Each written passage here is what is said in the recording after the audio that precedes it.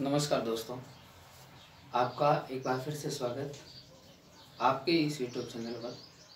कल हमने महाराणा प्रताप का वीडियो डाला था। आज हम उसी श्रृंखला को जारी रखते हुए आज हमारा टॉपिक है शिवाजी।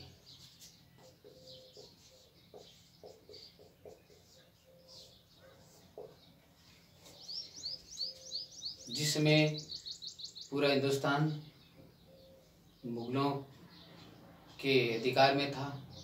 उस समय शिवाजी ने भारत के अंदर हिंदू धर्म को वापस नई पहचान दी। शिवाजी का जन्म होता है 20 अप्रैल 1627 को। कहाँ होता है? ऊना में, ऊना महाराष्ट्र। शिवाजी की माता का नाम सबको पता ही है। माता का नाम था जीजाबाई। माता का नाम था जीजाबाई। पिताजी का नाम था शाहजी भोसले।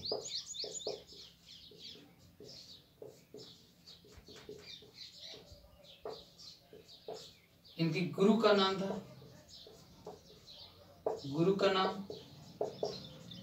दादाजी कौंडदेव। बचपन में जीजाबाई और दादाजी कौंडदेव का शिवाजी के जीवन पर बहुत अधिक प्रभाव पड़ा। जीजाबाई ने बचपन में इनको रामायण, महाभारत,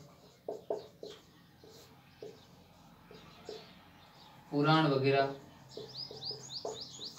अनेक हिंदू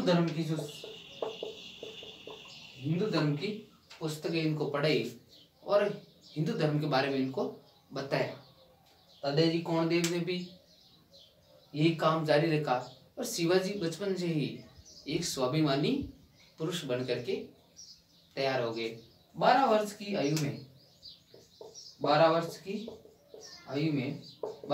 आयु यानी 1639 में इनको पूना की जागीर मिली। बहुत ही कम उम्र में पूना की जागीर इनको प्राप्त हो गई। अब पूना की जागीर प्राप्त होने के बाद इन्होंने अपना विजय अभियान है वो शुरू करते हैं। वो इनके विजय अभियान को हम 2 भागों में बांटते हैं। पहला हम पढ़ते हैं कि इन्होंने बीजापुर के खिलाफ संघर्ष किया था और दूसरा है मुगलों के साथ। तो सबसे पहले हम देखते हैं इनका प्रथम विजय अभियान, वो था बीजापुर के साथ। किसके साथ? बीजापुर के साथ इनका आंदोलन। अब बीजापुर इनके पास ही पड़ता है, बीजापुर गोलकुंडा पास ही पड़ता है। वहाँ का शासक भी उस समय बीमारी से ग्रसित था और लगभग अंतिम सांस गिन रहा था। वहाँ की राज व्यवस्था थी वो भी अस्त व्यस्त थी और इसका फायदा शिवाजी ने उठाने का मौका देखा और शिवाजी ने वहाँ पर आक्रमण कर दिया। 1697 में वहाँ पर आक्रमण कर दिया। आक्रमण करके पहले तोरण दुर्ग को जीता उन्होंने। इसको जीता, तोरण दुर्ग को जीता। शिवाजी के द्वारा जीता गया सबसे पहला जो किला है वो कौन सा है? तोरण दुर्ग। और तोरण दुर्ग को जीतने के बाद अब उन्होंने बीजापुर के जो मंत्री थे उन मंत्रियों को ये नकेल प्रकार अपनी ओर मिला दिया। और अपनी ओर मिलाने के बाद अब बीजापुर के जो सुल्तान था उनकी स्थिति काफी दयनीय हो गई। अब वहां पर एक अफजल खां नाम का एक सेनापति था। अफजल खां नाम का क्या था? सेनापति था। इस अफजल खान ने कहा मैं शिवाजी को घोड़े से उतरे बगैर ही गिरफ्तार करके आपको सौंप दूंगा। तब ऐसा कहा तो सुल्तान ने इनको भेज दिया और ये आते हैं, ये आते हैं और ये क्या है कि ये अपने जे हाथ में कटार वगैरह लेकर आते हैं और तैयार होकर के आते हैं। तब शिवाजी के पास ये एक आदमी भेजते अपना, और वो था कृष्णा जी भास्कर। कौन था? कृष्णा जी भास्कर नाम का एक आदमी ये भेजते हैं। ये संधि वार्ता के लिए ना, संधि वार्ता के लिए भेजते हैं। सभी संधि वार्ता के लिए जाते हैं तो शिवाजी के पास ये कृष्णा जी भास्कर जाते हैं और कहते हैं कि अफजल खां आपसे बातचीत करने के लिए आए, आप बातचीत करो। तब शिवाजी को पता चल जाता है कि बातचीत करने के लिए आया है या फिर इसी और कार्य की वजह से आए हैं। तब शिवाजी कुछ दिन देख करके आते हैं। शिवाजी को पता था, शिवाजी पहले से ही कवच और सिर पे टोपी है, वो कवच और टोपी है, वो वस्त्रों के अंदर पहन करके आते हैं और तैयार होकर के आते हैं। जब वहाँ शिवाजी अपने बाएं हाथ में बगनखा, बाघ जैसा नख जिनके हो, एक बगनखा पहन करके आते हैं। और जब शिवाजी और ये अफजल खां दोनों गले मिलते हैं, अफजल खां शिवाजी से गले मिलता है, और गले मिलता है उसी समय ये इस बात का पता चल जाता है शिवाजी को कि मारने के लिए, तब अपने बगनखे से अफजल खां पर वार कर देता है और अफजल खां मारा जाता है। अफजल खां मारा जाता है और अफजल खां मारा जाने के बाद शिवाजी की प्रतिष्ठा में और बढ़ोतरी होती है ना, और बढ़ोतरी होती है। वो फिर अपने आसपास के इलाकों को और जीतते हैं और बीजापुर पर इनका अधिकार हो जाता है। ये तो था शिवाजी के जीवन का पहला चरण।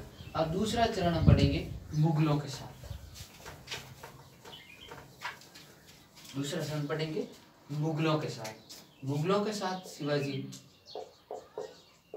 मुगलों के साथ संघर्ष होना ही था। इधर मुसलमान धर्म का कट्टर जिंदा पीर के नाम से औरंगजेब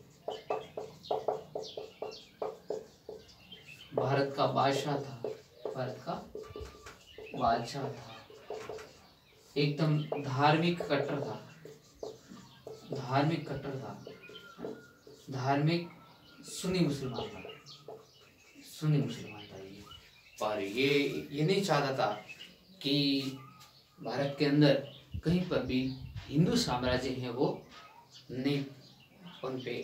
लेकिन इस समय जब दक्षिण भारत की बात करें तो शिवाजी इसमें बहुत ही शक्तिशाली एक पावर के रूप में उभरे थे। अब इन्होंने अपने मामा को, ये भारत का बादशाह बनता है 1658 में, जब अपने पिता शाहजहां को ये जेल में डालते हैं और औरंगजेब भारत का बादशाह बनता है। फिर अपने मामा है ना शाइस्ता खां को दक्षिण का सूबेदार बनाते हैं, दक्षिण का सूबेदार घोषित कर देते। जब अपने मामा को दक्षिण का सूबेदार घोषित कर दिया गया है ना, और सूबेदार घोषित कर दिया, अब ये दक्षिण का सूबेदार मामा है। अब इनका अभियान है वो शुरू हो जाता है। ये 1663 में पूना पर अधिकार कर लेते हैं और वहाँ पूना पर निवास करते हैं। जहाँ ये निवास करते थे वहीं बचपन बीता था, वहीं पर बचपन बीता था शिवाजी का, जहाँ पर ये करते हैं। उसके बाद अब युद्ध के लिए तैयार होते हैं तो शिवाजी हैं वो 400 सैनिक, सिर्फ 400 सैनिक लेकर के, सिर्फ 400 सैनिक लेकर के 15 जून, कब 15 जून 1663 को इस शाइस्ता खां पर आक्रमण कर देते हैं। और उधर दोनों सेनाओं के मध्य युद्ध होता है। उसी समय मध्य रात्रि को शिवाजी है वो शाइस्ता खां पर आक्रमण कर देता है। शाइस्ता खां की एक अंगुली कटती है, एक अंगुली कट जाती है और वो रात का अंधेरा था और अंधेरे का मौका अंधेरे का फायदा उठा करके वो भाग जाता है। शाइस्ता खां वहां से भाग गया। अब शाइस्ता खां वहां से भाग गया, फिर शिवाजी है उनकी सेना शाइस्ता खां के एक पुत्र, 6 पत्नियां और अनेक मुगल सैनिक हैं वो इस युद्ध में मारे जाते हैं। इस बात का पता चला अपने भानिज और भारत का बादशाह को, तो बादशाह ने इनको बंगाल का सूबेदार नियुक्त किया, इनको सजा दी जो बंगाल की तरफ। उसके बाद शिवाजी को मनाने के लिए मारवाड़ का उसमें राजा था जसवंत सिंह। मारवाड़ का राजा था जसवंत सिंह, मारवाड़ का जसवंत सिंह राठौर और शाहजादा मोहजम, इन दोनों को शिवाजी के खिलाफ आक्रमण करने के लिए भेजा। और जब इनको ये दोनों आक्रमण करने के लिए शिवाजी पर आए, तब भी शिवाजी इनके हाथ लगे नहीं और इनको वापस हरा दिया। अब जब इस प्रकार ये आए, ठीक है ना, और उसके बाद शिवाजी ने सूरत को लूटा। अब शिवाजी की प्रतिष्ठा में बहुत ज्यादा बढ़ोतरी हो गई थी। शिवाजी इस समय चरम की स्थिति में थे। उस समय जयपुर के शासक थे मिर्जा राजा जय सिंह।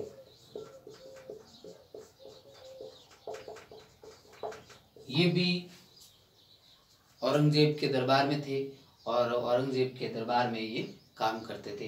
तब 1664 में मिर्जा राजा जय सिंह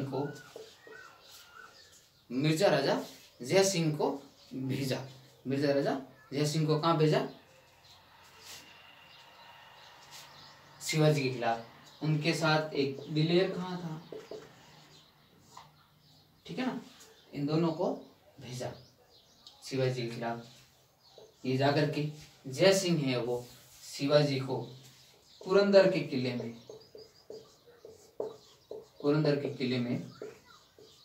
कैद कर देते हैं, पकड़ देते हैं, पुरंदर के किले में कैद कर देते हैं और शिवाजी से एक संधि करते हैं, पुरंदर की संधि।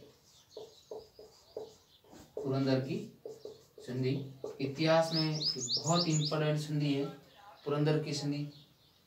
बड़े बड़े कंपटीशन एग्जाम में से प्रश्न आते हैं। ये हुई 1665 में। किन किन के मध्य हुई? शिवाजी और मिर्जा राजा जय सिंह के मध्य। मिर्जा राजा जय सिंह और शिवाजी के मध्य जून 1665 में ये संधि हो गई। और इस संधि में शिवाजी के पास जो दुर्ग थे, उन दुर्गों में से 23 दुर्ग थे। कितने दुर्ग? 23 दुर्ग थे, वो मुगलों को देने पड़े। 23 दुर्ग मुगलों को देने पड़े। और शिवाजी ने अपने पुत्र का नाम था संभाजी को मुगल दरबार में उपस्थित होने की हामी भर ली कि हाँ जी मैं अपने पुत्र को मुगल दरबार में उपस्थित कर दूंगा। मिर्जा राजा जय सिंह ने बहुत समझाया और समझाने के बाद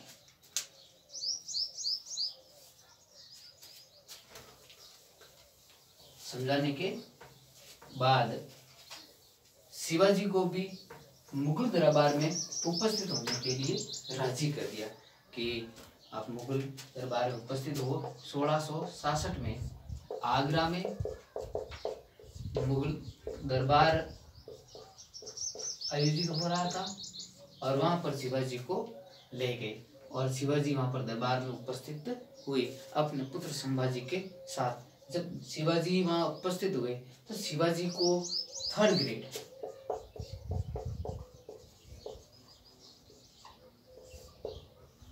ग्रेड मनसबदार था। मनसबदार की श्रेणी में खड़ा कर दिया और ये शिवाजी ने अपना आप का अपमान समझा। शिवाजी ने अपना क्या समझा? अपमान समझा। इतने बड़े लीडर को एक थर्ड ग्रेड के साथ आप उपस्थित खड़ा कर रहे हो। शिवाजी वहां से आ गए राम सिंह के पास। राम सिंह कौन सा? जय सिंह का पुत्र। जय सिंह का पुत्र राम सिंह के पास वो आ गए। और जब राम सिंह के पास आए उसके बाद शिवाजी को अरेस्ट कर दिया, शिवाजी को गिरफ्तार कर दिया और गिरफ्तार करके जयपुर महल में रखा। जयपुर महल तो आगरा के दरबार में शिवाजी वहां उपस्थित हुए और शिवाजी को उपस्थित होने पर जयपुर महल में इनको रखा गया। जयपुर महल में इनको कैद कर दिया गया और उसके बाद अब शिवाजी भागने की कई योजना बना रहे थे कि किस प्रकार भागे यहाँ से। और जब इस प्रकार भागने की योजना बन रही थी उसी समय जेल में वो फल फ्रूट वाले आते थे, टोकरियाँ लेकर के उसमें फल फ्रूट लाते थे, फल फ्रूटों में वो कचरा भी बीन कर लाते थे। तो एक दिन मौका देकर शिवाजी और संभाजी दोनों, शिवाजी और संभाजी उस टोकरी में बैठ गए और उस टोकरी में बैठ करके जो फलों की टोकरी थी उस टोकरी में बैठ करके भाग गए। ठीक है, शिवाजी और वो भाग गए। फिर मिर्जा राजा जय सिंह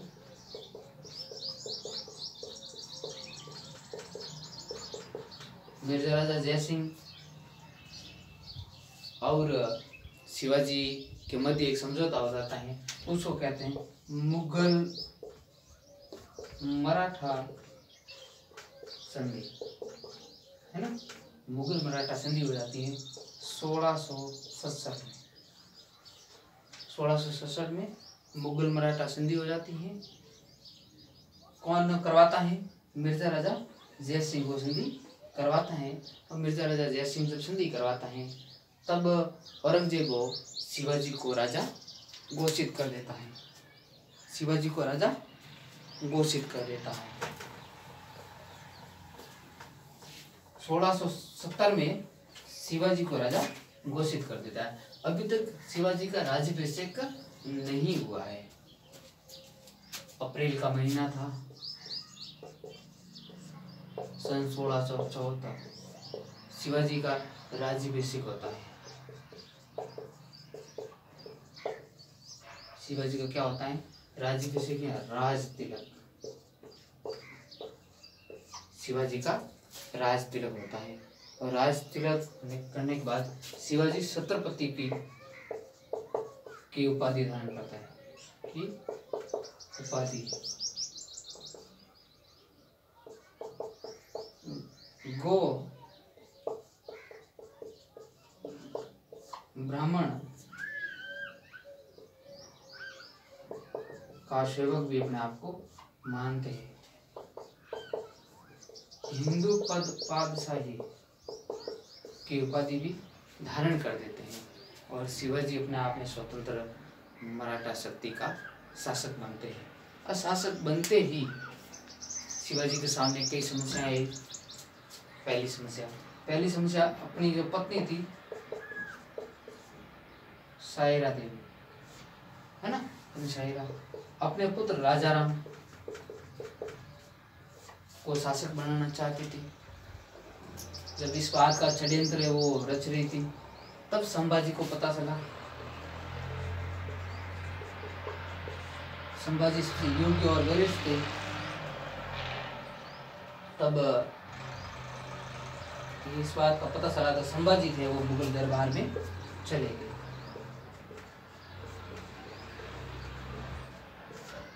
मुगलों के दरबार में चले गए। जब इस बात का इस प्रकार का माहौल था तो उस समय शिवाजी की स्थिति काफी दयनीय होगी और शिवाजी की अप्रैल के महीने में 1680 को मृत्यु हो गई। तो ये तो थी शिवाजी। देखिए 1627 में जन्म होता है और 1680 में मृत्यु होती है। और इसको देखते हैं, इनके बीच का टाइम पीरियड देखते हैं, तकरीबन 53 वर्ष। शिवाजी ने लगभग 53 वर्ष